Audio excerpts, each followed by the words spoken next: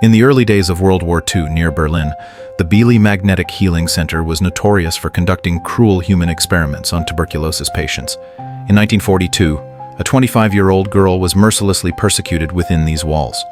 Decades later, it is said that strange murders and mysterious neutrino phenomena still occur regularly in the area. One day, a group of internet influencers decides to venture into the abandoned healing center. Among them are the most famous prank duo, Charlie and Finn, who gained millions of followers by secretly entering morgues and mocking the bodies inside. Also joining them is Betty, a blogger with millions of followers. The rest are smaller influencers with only a few thousand followers, hoping to ride the coattails of this adventure to boost their own profiles.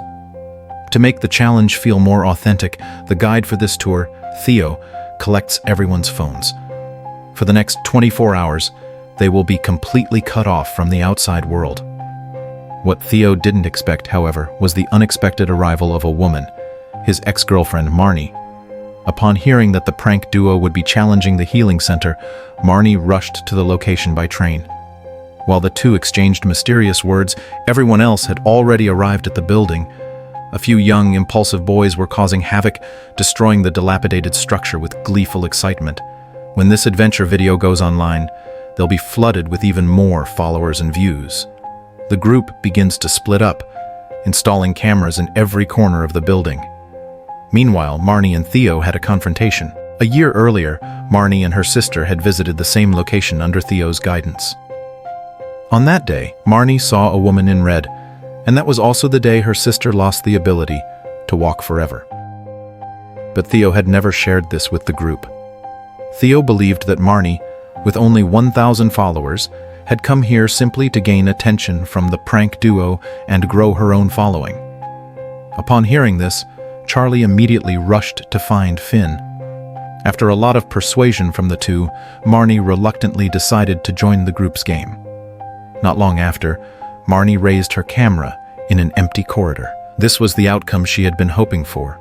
Imagining the flood of followers and views that would come her way the next day, Marnie was thrilled, but little did they know, their actions had already disturbed the original inhabitants of the building.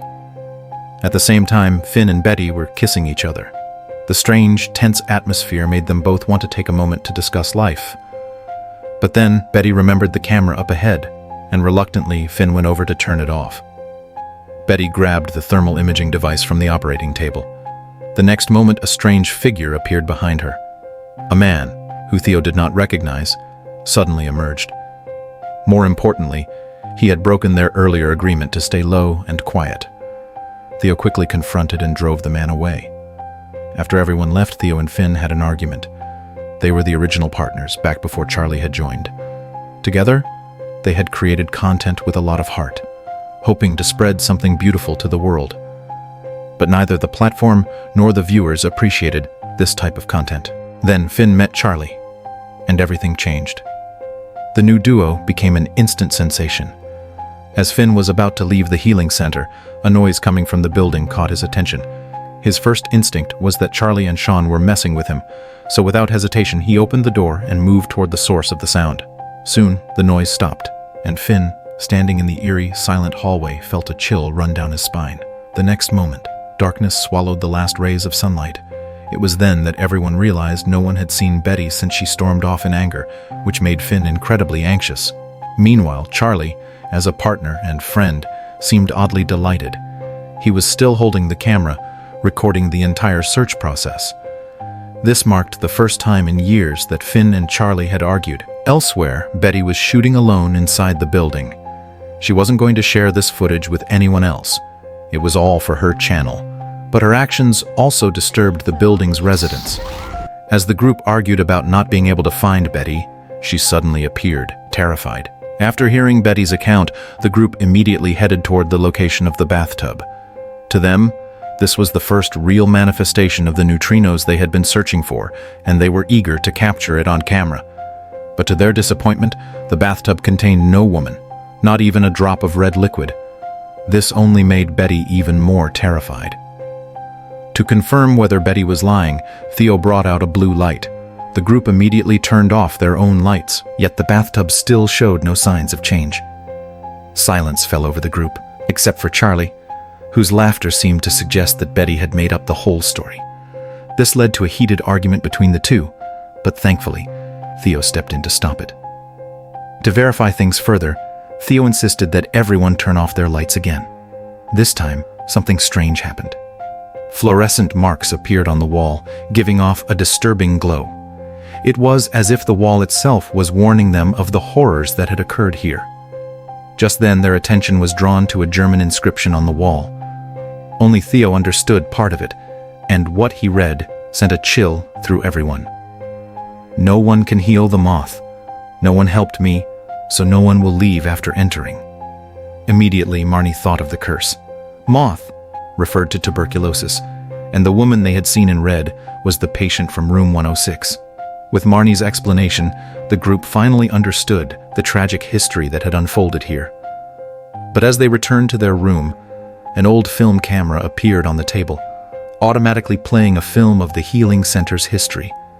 The footage was horrifying, and the woman shown in it was the same red-dressed woman Betty had seen. This woman had once been in a romantic relationship with one of the doctors. Later, she became pregnant, but her condition worsened, and she was subjected to cruel treatment. At this moment, people began to question, how did Theo know all this? The healing center had once kept many records, but one day they all mysteriously vanished. Just then, their generator malfunctioned. After learning the truth, Betty decided to leave the game, and Finn quickly followed her. But just as they were about to start their car and drive away, they discovered that the ignition system was down. In a panic, Finn opened the trunk, but a swarm of moths flew out. Their phones had disappeared as well. They rushed to the front door, and Finn frantically tried to unlock it. But no matter how much he twisted the lock, all he saw was a thick iron chain with no gaps. As Finn and Betty were left helpless, a phone rang from inside one of the nearby buildings. The two rushed over, but as they opened the door, a twisted face suddenly appeared, the same man who had shown up uninvited earlier. In the next instant, a red glow filled the room they were in. Seeing this, Charlie knew that he had won. He and Finn quickly shared everything they had just experienced with the group, insisting that they needed to leave immediately. But just moments before, Theo had gone to the basement alone to fix the generator. Amid the chaos, Charlie raised his camera and started filming. Seeing Charlie's indifference to Theo's absence, Finn was consumed with rage. He grabbed the camera from Charlie's hands, which only further angered Charlie. Their success so far was due to their professionalism, and they had come here to prove that the rumors were false. At that moment, the prank duo was officially over. Finn, with a pair of pliers in hand, and Betty headed off to the basement to search for Theo. Meanwhile, Charlie left on his own, completely skeptical that any neutrinos existed in the first place. Charlie quickly arrived at the building where Finn had discovered the body. When he opened the door, terror immediately overtook him. At the same time, Finn found Theo in the basement. He couldn't move, constantly muttering, "There's someone behind me." Betty rushed over with her thermal imager, but saw nothing. As Finn chased after Theo, Betty suddenly disappeared. Caught between his friends and his lover, Finn chose the latter. Betty fell into a pit, breaking her leg. Finn tried to pull her up with the pliers, but she couldn't even touch them, unable to stand. In that moment, Finn's fingers slipped, and the pliers fell, causing excruciating pain to shoot up Betty's leg. Reluctantly, Finn had no choice but to leave Betty behind and search for rope or other items to help. Soon after, he found a rope on the ground. As he pulled it with all his strength, he saw Theo hanging, completely transformed into a monster. Frightened, Finn bolted, running as fast as he could. Meanwhile, a hand reached out behind Betty. By the time she realized it, it was already too late. Back in another building, Charlie let out a blood-curdling scream. It was then that the two women upstairs realized something was wrong and decided to escape. But one by one, the doors and windows started slamming shut on their own. Marnie used all her strength, but couldn't budge them an inch. Beside her, the young girl could no longer bear it. She screamed in terror and ran away, with Marnie chasing after her. They soon found that none of the windows on the first floor would open from the inside.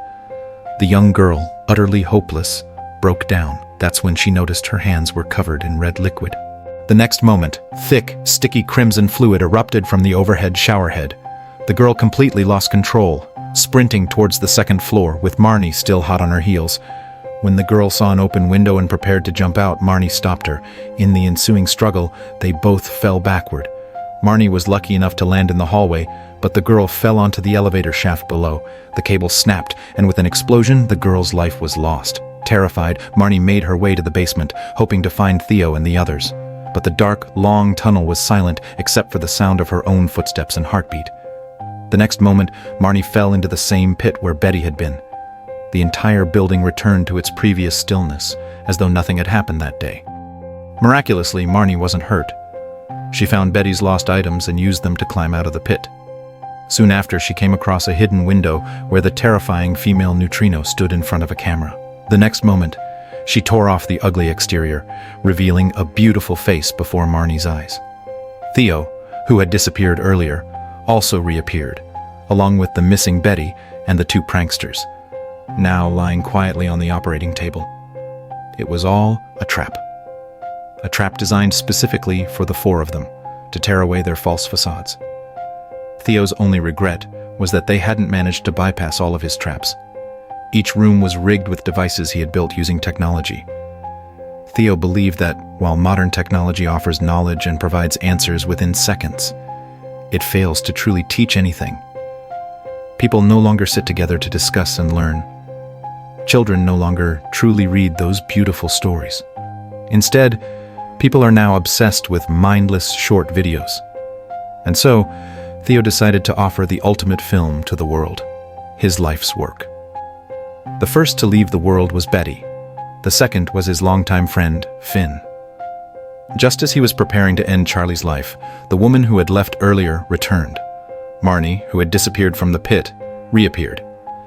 As Theo left the operating room, Marnie grabbed the pliers and started to climb toward the upper floors. As Theo reached the first floor, the sound of shattering glass echoed from the second floor. It was one of the traps Theo had set, and in his excitement, he opened the door, only to find nothing but scattered luggage. When he returned inside, Marnie, hidden in the shadows, struck him down. By the time Theo reached the door, it was too late. Marnie had vanished once more. Though there was some regret, the story wasn't over yet. After making his final farewell in front of the camera, Theo shot himself. The person watching from the computer screen was exhilarated. Everything had gone exactly according to his plan. Not long after, a video lasting 1 hour, 24 minutes, and 11 seconds was uploaded to the internet via Betty's account.